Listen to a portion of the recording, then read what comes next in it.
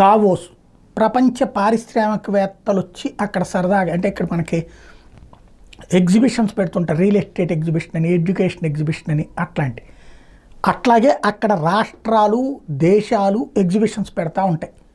ఒక్కొక్కళ్ళు ఒక్కొక్క ఇల్లు తీసుకుని ఇక్కడికి మళ్ళీ రోడ్డు పక్కన ఒక షాపింగ్ మాల్లో పెట్టడం అట్లా కాకుండా ఒక్కొక్కళ్ళు ఒక్కొక్క ఇల్లు లాంటివి తీసేసుకుంటారు. అక్కడ మనకు సంబంధించిన పెడుతూ అక్కడే తింటూ మాట్లాడుకుంటూ పవర్ పాయింట్ ప్రజెంటేషన్ ఇవన్నీ చేస్తూ ఉంటారు అనమాట.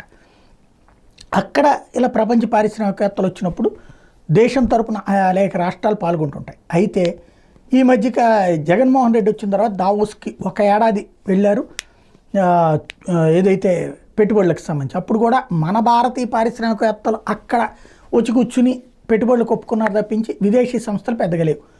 ఇప్పుడు చంద్రబాబు గారు విదేశీ సంస్థలకి చంద్రబాబు గారితో కాంటాక్ట్ ఉంటుంది. ఇంకోటి, చంద్రబాబు గారికి సంబంధించినటువంటి టీం ఒకప్పుడు ఇక్కడ సాఫ్ట్వేర్